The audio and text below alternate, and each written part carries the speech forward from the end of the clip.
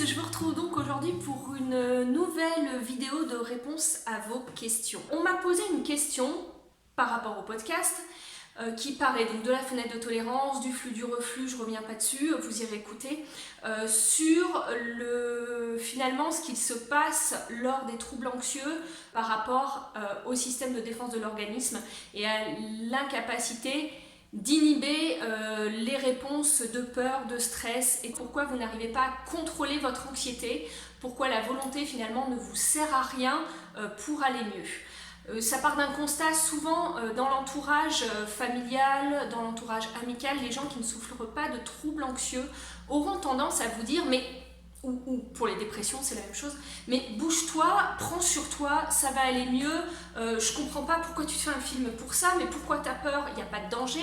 Et vous restez relativement démunis avec cette impression finalement que presque vous seriez incapable ou faible parce que vous n'arrivez pas à faire ça et parce que de l'extérieur ce n'est pas compris. Alors pourquoi ce n'est pas compris de l'extérieur? C'est tout simple, c'est parce qu'en fait les gens qui sont en bonne santé, les gens qui n'ont pas de troubles anxieux, les gens qui ne souffrent pas de dépression, on va dire, clinique, ne peuvent pas comprendre ce que vous vivez parce que tout simplement, ils ne l'expérimentent pas dans leur corps, ils ne l'expérimentent pas dans leur cerveau, puisque tout simplement, la configuration cérébrale, l'activation de vos schémas cérébraux est totalement différente d'une personne qui n'aurait pas d'anxiété ou de dépression. Les personnes ne peuvent pas comprendre puisqu'elles ne vivent pas la même chose que vous vivez, puisque tout simplement au niveau de leur cerveau, elles sont tout à fait en capacité, quand il y a un événement stressant, anxieux, de l'inhiber et de se raisonner. Alors voilà, pourquoi vous n'arrivez pas à vous raisonner? Je vais vous expliquer tout simplement ce qui se passe dans le cerveau. Pourquoi votre volonté ne vous sert à rien? Pourquoi vous n'arrivez pas à inhiber ce stress, ces réponses automatiques, cette angoisse, cette anxiété? Quel est ce mécanisme? Pour bien comprendre, il faut déjà bien comprendre ce qui se passe pour une personne qui est en pleine possession de ses moyens, en pleine santé, qui ne vit pas de troubles anxieux, qui vit une anxiété qui peut avoir du stress, qui peut avoir des moments un petit peu moins bien, mais qui va pouvoir continuer à se lever le matin, continuer à mener son activité professionnelle, qui ne sera pas gêné dans sa vie quotidienne. Qu'est-ce qu'il se passe? Il faut déjà revenir à ce qu'il se passe en effet dans le cerveau. Le plus vieux cerveau que vous avez, dont je vous ai parlé dans une précédente vidéo, le cerveau reptilien, l'objectif c'est vraiment de maintenir votre corps en vie. C'est un cerveau qui est totalement dans l'inconscient, c'est des réactions qui sont automatiques. Pour ça, je vous avais expliqué dans la précédente vidéo, pareil, je vous renvoie à la précédente vidéo, si j'arrive à l'intégrer ici. Qu'est-ce qu'il se passe pour cela? Il va travailler de concert avec le système limbique, avec l'amygdale, et pour pouvoir détecter les dangers dans votre environnement. Plus concrètement, comment ça se passe? Vous êtes dehors, vous menez votre journée, il y a plein d'infos sensorielles, plein d'informations, de stimulation qui arrivent à vos sens. Toutes elles vont être regroupées dans ce qu'on appelle le thalamus, qui est une zone du système limbique, où tout ça va être intégré, organisé pour que vous puissiez comprendre finalement votre environnement. Ce thalamus, il va être lié à deux choses. Il va envoyer l'information à deux zones de votre cerveau. Un, l'amygdale, dont on a parlé la dernière fois, dont le rôle va être de détecter est-ce qu'il y a un danger ou pas au vu de toutes ces informations qu'on me donne, est-ce qu'il y a un danger pour la survie du corps, pour la survie de l'être humain. Et deuxième chose, il va l'envoyer aux lobes frontaux, qui est le cerveau le plus récent, le cerveau de la conscience, pour pouvoir intégrer, interpréter finalement l'environnement autour et dire est-ce que vraiment il y a un danger ou pas. Ce qui se passe, c'est que pour une personne en pleine santé, l'info va être envoyée à l'amygdale, qui est finalement ce qu'on appelle la voix basse, qui est complètement inconsciente, qui est une détection ultra rapide, et qui va tout de suite dire menace ou sécurité. Voilà, c'est très binaire, hein, menace ou sécurité. S'il y a sécurité, pas de souci, rien se déclenche. S'il y a menace, à ce moment-là, l'info est transmise au tronc cérébral. Donc, moi j'appelle ça le cerveau reptilien, mais la base anatomique c'est le tronc cérébral, qui va activer le système nerveux autonome et les systèmes de défense de votre organisme, et à ce moment-là, qui va passer, on va dire, en mode danger. C'est-à-dire que tout simplement, ça va activer le système nerveux sympathique qui va envoyer toute la cavalerie grâce à l'hypothalamus qui va envoyer les signaux dans les surrénales. Enfin, je ne vous passe pas tout le détail parce que ça, c'est des choses que, en général, on trouve relativement facilement comme explication, qui va créer de l'adrénaline, du cortisol. Pourquoi? Pour que votre corps il puisse se préparer à l'action, qui va faire que votre cœur va pomper de plus en plus fort, pour envoyer l'oxygène au maximum dans finalement vos membres pour pouvoir fuir ou combattre. Enfin, voilà, il y a plein de choses qui se mettent en place, ça va vous faire transpirer. Votre cerveau va se mettre en mode un peu panique, à essayer de détecter tous les problèmes qu'il y a dans l'environnement, donc il va se concentrer sur tous les problèmes qu'il y a dans l'environnement, mais à la fois vous allez être un petit peu coupé finalement de toute votre conscience de d'habitude, de qui vous êtes de d'habitude, parce que l'objectif, ça sera d'identifier les dangers, d'où les pensées automatiques qui arrivent catastrophiques en général dans ces situations. Mais là où le cerveau est bien fait, c'est que logiquement, quelques millisecondes plus tard, il y a l'information que le thalamus avait envoyée aux lobes frontaux, qui sont les lobes de la conscience, et qui amène à se raisonner, qui va finalement faire son travail et dire est-ce qu'il y a vraiment un danger ou pas. Et à ce moment-là, elle va, s'il n'y a pas de danger, elle va inhiber la réponse de l'amygdale pour lui dire ok c'est cool, il n'y a pas de danger. Donc hop, ça coupe toute la cavalerie qui avait été envoyée d'adrénaline, de cortisol, etc., etc. Et on va dire en relativement peu de temps, on arrive à revenir à un état normal. Je reviens dans notre fenêtre de tolérance, puisqu'on est parti comme ça a inhibé, et le temps, bien sûr, que toutes les hormones se calment, que l'organisme retrouve sa physiologie naturelle.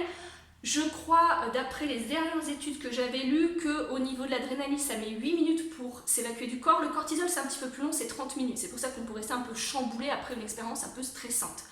Mais quand on est en bonne santé, il n'y a pas de souci, après on revient à l'équilibre. Et ça, on va dire, cet événement de stress est relativement vite passé et on passe à autre chose. Et ça n'impacte pas notre vie quotidienne. Donc là, finalement, la conscience, la volonté a pu inhiber cette information qui avait été mal perçue.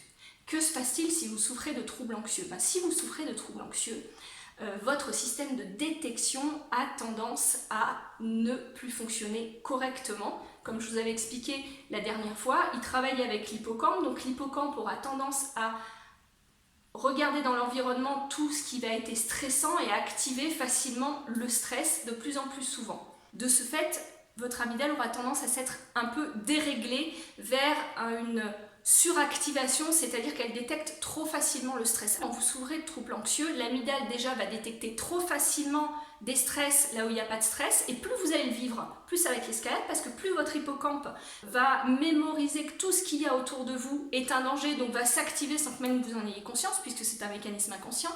Et ce qui va se passer, c'est que du coup, votre système de stress va toujours être comme ça, c'est-à-dire qu'il va s'activer au début, il va s'inhiber, et il va se réactiver, et vous allez finalement vous retrouver dans une dynamique où votre corps n'aura jamais le temps de revenir vraiment à l'équilibre, puisque je vous ai dit qu'il faut à peu près une demi-heure pour qu'il revienne à l'équilibre au niveau en tout cas physiologie.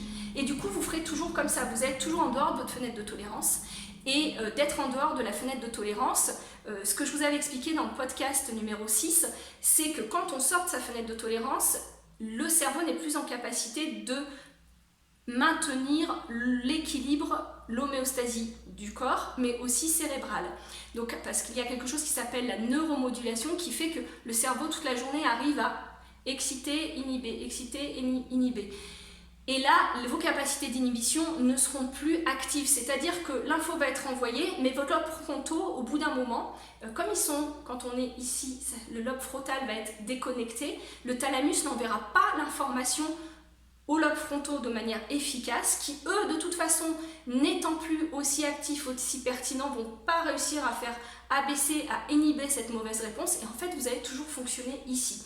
Donc, d'où le problème, c'est-à-dire qu'une personne en bonne santé, elle va être dans sa fenêtre de tolérance, hop, il va y avoir un stress, elle va l'inhiber. Un autre stress, elle va l'inhiber. Elle va rester comme ça. Donc pour elle, la volonté, c'est relativement simple, puisqu'elle est toujours en capacité de pouvoir inhiber cette réponse grâce à sa volonté, puisqu'elle a accès au centre de la conscience. Vous, le souci, c'est qu'à force, vous allez toujours fonctionner ici. Et d'autant plus que vous vivez des stress qui sont vécus comme des traumatismes, c'est-à-dire les personnes qui ont des troubles phobiques et qui à ce moment-là vont avoir des réponses au stress, une amygdale qui va être vraiment hyper sensibilisée, même quelqu'un qui aura une anxiété pas sur quelque chose de véritablement traumatique, le cerveau, lui, va pas le comprendre comme ça. Il fait vraiment pas de nuance, votre cerveau. Votre cerveau, il se dit, bon, si à ce moment-là, elle porte autant d'attention, ou il porte autant d'attention, je ne sais pas pourquoi je dis elle, sur cet événement-là, c'est que cet événement, il faut que je m'en souvienne avec l'hippocampe et c'est quelque chose d'hyper dangereux. Et il fera bien son boulot, c'est-à-dire qu'à chaque fois que vous vous allez le re-rencontrer, il va activer la physiologie de la réponse du stress et du danger et votre volonté n'y est pour rien. En fait, pour pouvoir aller mieux, il faut passer par un autre mécanisme et ça, je pense que je vous ferai pareil une vidéo dans pas longtemps. Enfin, dites-moi dans les commentaires si ça peut vous intéresser d'ailleurs sur les différentes thérapies et pourquoi justement les thérapies, les TCC sont utiles pour certains et pas utiles pour d'autres. Pourquoi les thérapies parlées en effet vont être utiles pour certains pour s'apaiser, mais vont pas permettre d'aller forcément mieux. Je vous dirai un petit peu également aussi au niveau des thérapies qui prennent en compte toutes les recherches en neurosciences sur, alors là il se base sur tout ce qui est PTSD, c'est-à-dire les syndromes post-traumatiques, mais qui peut être vraiment utile pour tout ce qui est anxiété généralisée. Et je vous dirai un petit peu comment ça fonctionne, même si malheureusement en France on n'a pas beaucoup de thérapeutes formés là-dessus. Donc voilà, n'hésitez pas, si vous avez des questions un peu plus précises, là j'ai pas du tout construit mon propos, si ça vous... Voilà, faites-moi des retours, si ça vous pose souci la prochaine fois je construirai un petit peu mieux mon propos et mon argumentaire. Là j'ai vraiment été au feeling parce que j'avais envie de vous expliquer tout ça. N'hésitez pas à me dire s'il y a des choses plus précises que vous voulez voir traitées. Je vous dis donc à très bientôt, une fois de plus prenez soin de vous, au revoir.